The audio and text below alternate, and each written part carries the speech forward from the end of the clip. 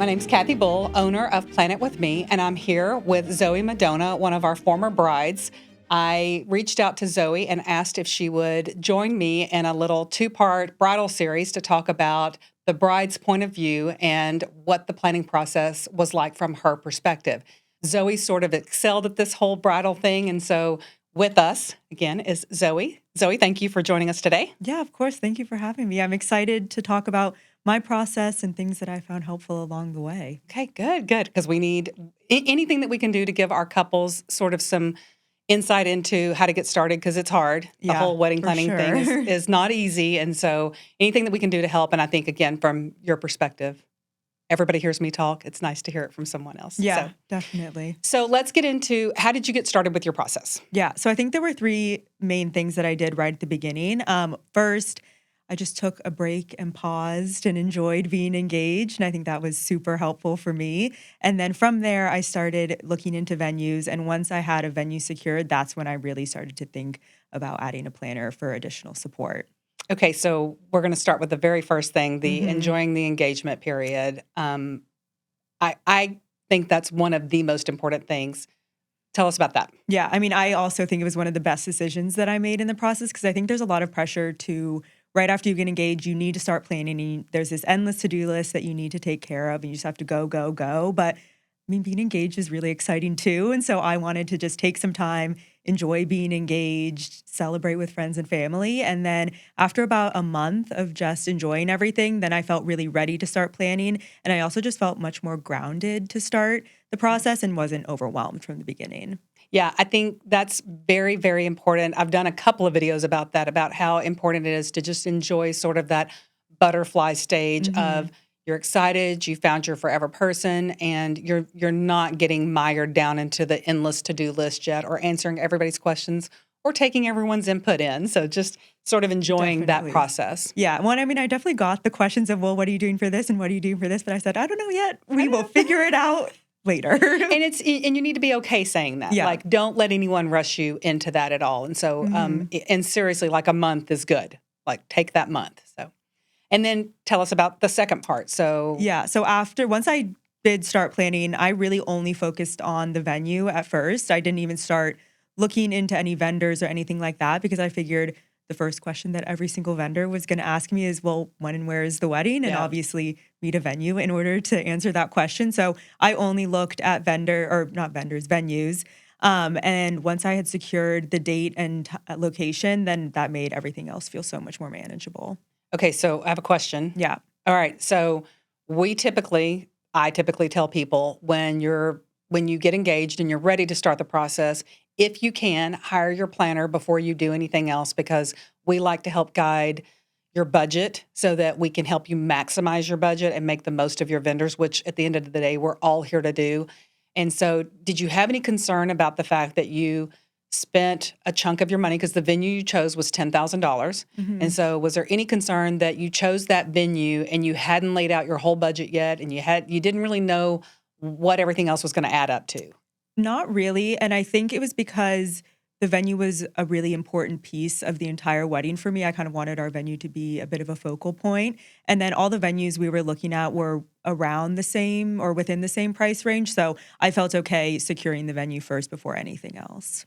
Okay, that makes sense. So that's a good point to disseminate against. If you have no idea what you're doing and you don't know anything about cost or what things are going to end up costing you in the end, then maybe get your planner first. But I think if you knew the venue was one of the most important things to you, and we often talk about what are the top three most important hmm things, if the venue was one of the most important things to you, and you knew that what you were looking at was all the different places were all about the same price point, then you know that that's really where you're going to end up. So Yeah, I can see where that definitely. would be a natural place to say, okay, I'm going to get these two done and then move on. So you hired the vendor, hmm the venue.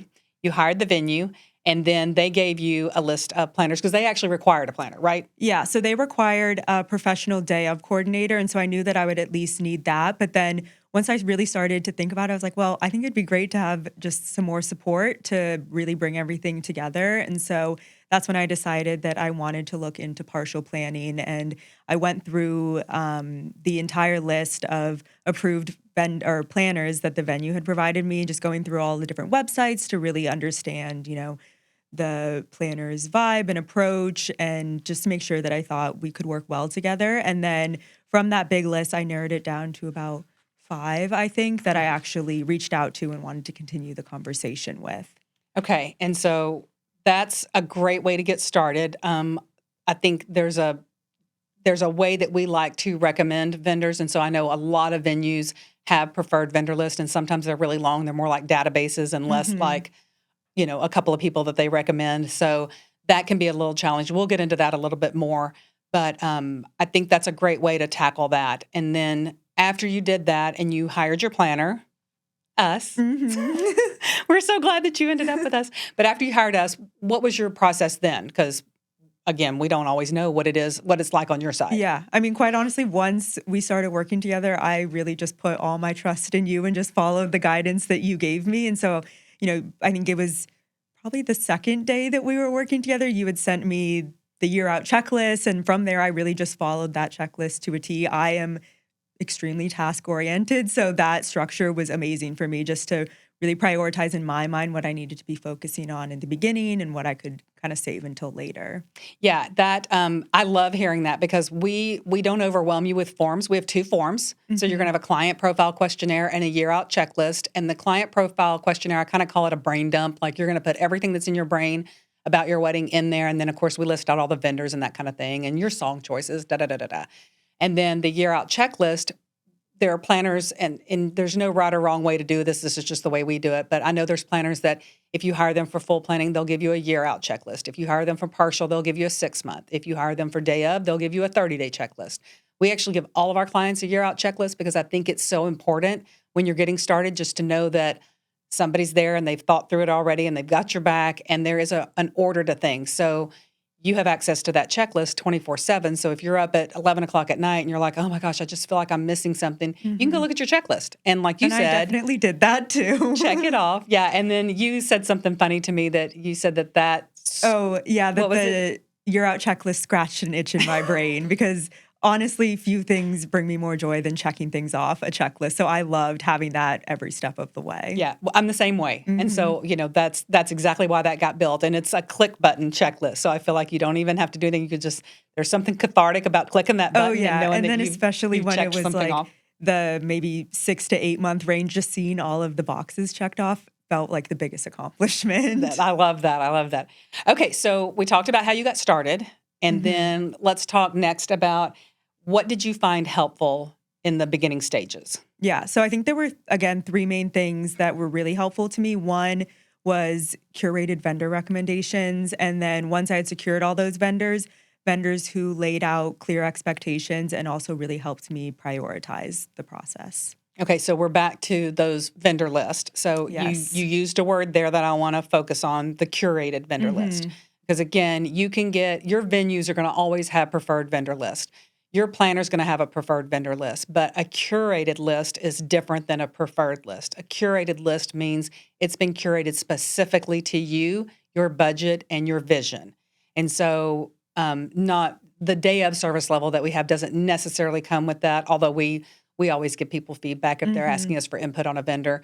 But your partial planning, that did come with a custom vendor list. And so with that, you got 2 to 3 vendors per category that you could go through and give us feedback on. Mhm. And then if we didn't give you enough or you felt like it wasn't quite a fit, then we could give you something more. But the good news is that we usually hit it with the first list. I Yeah. mean, I mean, I think I chose all vendors from that first list. And I think because it was so curated, then the decision was more about, well, which vendor did I think I could work best with, or which one did I think just kind of understood the vision that I was going for the best. And so that was really great because I think I reached out to every single vendor on the list just to have that conversation and really understand their approach and their style and just to see who was the best fit. and again, that goes back to even just following your planner's guidance, which you talked about in the first one, because, do I want you to spend your time going through endless lists? No, but I'm giving you a curated one Hmm. because I want you to see these people that we think are a good fit for you because we know they're a good fit based on vision, style, design, price point, and service level. And so I love that you took those and went through them and then were able to give us feedback, and then we were able to help you land on a decision for each one. Mhm. So, okay, so we had vendor list, clear expectations, and then Prioritization. So yep. I think clear expectations, again, I love structure. And so it was really helpful when vendors would lay out what they needed from me in order to do their job well. And so I think what I really think too for that is my photographer, she asked me for, Pinterest boards for photo inspiration, questionnaires, everything like that. And so she really ensured that we were always working towards the same goal, and we both had the same idea for the album and just the vibe for the photography. And so I think that was really great because it was clear. She just made it so clear. She said, "This is what I need in order to execute this." And so it was just very laid out for me. So anytime a vendor gives you that kind of clear expectation, that's really helpful. So, Mhm. like your photographer doing that, catering often helps guide you. Yes. Um, Videography may or may not help guide you depending on what you've specifically hired them for. And then, of course, your planner should absolutely be guiding you. And if they're not, that's a whole other set of red flags, but they should be help Mhm. guiding the process too. So, when you're talking about prioritization and you're deciding which vendors to hire and what you're leaning on them for answers from, tell me some other things that they gave you guidance on that kind of helped the process. Yeah, so I think it was there were two pieces to it. So one, it was really helpful when vendors helped me prioritize what decisions needed to be made at the beginning versus what could wait until much closer to the date. So that was super helpful just in terms of me creating a timeline for myself. And then on the other side of it, it was really helpful when vendors would help me prioritize pieces of the wedding. So, I think back to when I was talking to my caterer and they were asking me if I wanted to do a champagne toast. And I kind Yeah. of turned it back around to them and said, "Well, what do you think?" And they were talking about how it's probably not worth the extra cost just because people, they already have a drink in their hand. And I said, "Oh, well, that makes complete sense. Let's not do it." And so, Yeah. having that guidance from the vendors because they are the subject matter experts in that case was really helpful in them helping me understand what was actually going to make an impact for guests and what they probably weren't even going to notice. Yeah, that's a really good example because we get that question all the time. Do I need to have a champagne toast when everybody's toasting? And no, you don't. Let everybody toast with what's in their hand because they've already got a drink. You've Yeah. already paid for that part of the bar. Now, if somebody throws in a champagne toast for free and you want to do it, then go for it. But we often say that champagne toast is going to cost you $200 or $300, and it's going to be a 2-ounce pour in a champagne glass, and then there's time to hand it out. And then most of the time, people will, cheers it, take a quick sip and set it down, or cheers it and not take a sip at all. So you're just really wasting that product. So I think that's a really good example of where to prioritize your money and your focus on what's important. So that's a great example. Definitely. And then when we're talking about this, just kind of like the overall helpful tips that we find when couples are getting into this process, because we talk about like how you get started and how you navigate the process, but just general tips I think that are helpful to keep in mind is, one you and I were talking about was don't try to make everybody happy. Mhm. So Yeah, did you feel like you ran into that? Do you feel like you ran into definitely. I mean, I think sometimes I can be a bit of a people pleaser and just want to make sure that everyone's happy. But I think one thing that I really tried to stick to is that at the end of the day, as long as me and Dominic were happy, that's all that really mattered. And it was our day. And so I wanted to make sure that we were really at the core of everything. yeah, didn't you have a situation where you had someone asking you to hire a videographer? Yes. Yeah. Tell us a So, little bit about that because I yeah. think So this is another good point for couples to think through. Yeah. So I originally didn't really want a videographer.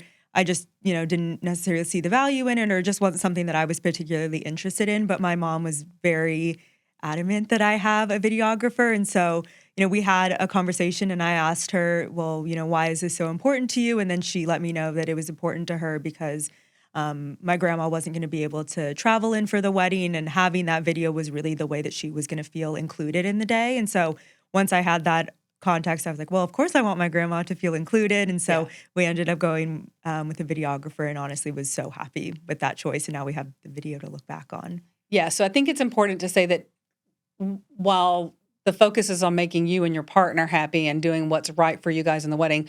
I think communication, open communication is key Mhm. to be sure that you're understanding why some of these things are important to your family because if if you wanted the wedding just to be about just the two of you, then you'd elope and you'd be done with it. Yeah. So you are considering the overall experience with the family and everything. So I love that you had that communication with your mom to say, okay, you're you're pushing on this videographer thing. Why is this important? And Mhm. that why is going to come up again in this conversation. So I think that's really great. The other thing I like to share with people, and this is not to say we're going to make sure something bad happens or we don't care if anything bad happens, but something's going to go wrong Yeah. on wedding day, something will go wrong. We do everything that we can to make sure nothing goes wrong, but even the most meticulously planned day, there's too many factors at play. You have no idea. So, like on your wedding day, what was one of the things that happened? Yeah, well, we had a whole shoe debacle that happened. We had left shoes at the hotel that we were getting ready at, and I think we left the details box with Yep. the rings, the valve, everything that we needed at the hotel. But I mean, it all got worked out. And honestly, on day of, I was pleasantly surprised by just how calm I felt. I just Yeah. had an overwhelming sense of calm. Was like, well, this is my wedding day. It's going to happen whether or not things go wrong. And so I just really was in the moment that day. And I also knew that, you were there to make sure that everything happened the way it was supposed to. Yeah. I remember when your bridesmaid came up and said, we don't have the shoes or the Yeah. deal box or the vows. And I'm like, okay, no problem. Where are they? And she was like, they're at the hotel. And I said, okay, is there someone that can go get them? If Hmm. not, I'll send someone. I mean, we're just going to handle it. That's what we're there for, is to handle that. There was also even an issue with the venue. There was a Yes. mechanical issue at the venue with the elevator. Hmm. And, we worked through that. It's, wasn't optimal, but we worked through it. And at the end of the day, it didn't affect anything that happened. So oftentimes the little things that are happening in the background that are not great, you really should know about. And if you do, the goal is for it to be so insignificant that it doesn't really matter. It still got handled Definitely. regardless of what happened. Yeah. The other thing we talked about, helpful tips just to keep in mind throughout the process, is to have a clear vision. And I Hmm. want you to expand on that because I think a clear vision can sound like you have to have everything figured out right away, but you don't. Yeah, for sure. And I think there's also like a lot of pressure to have everything figured out. And so when I was really thinking about what clear vision meant to me, it was more about overall feeling and the general vibe of the wedding. So, did I want something more casual or more formal? And did I want it to be super colorful or more neutral? Or did I want it to be super modern or more vintage and romantic? And so those were the